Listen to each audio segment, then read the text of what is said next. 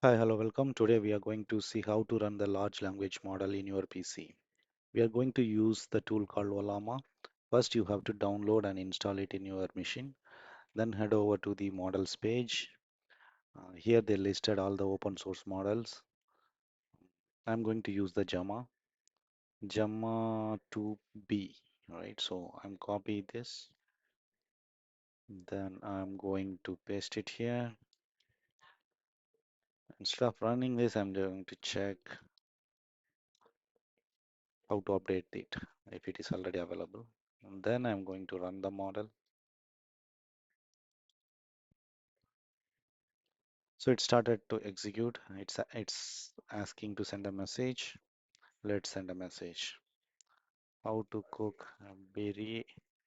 If you ask some question, it will answer us in a very detailed manner. This will helpful for us. Again, it's a open source model. You can keep it in your PC. I think this will be helpful for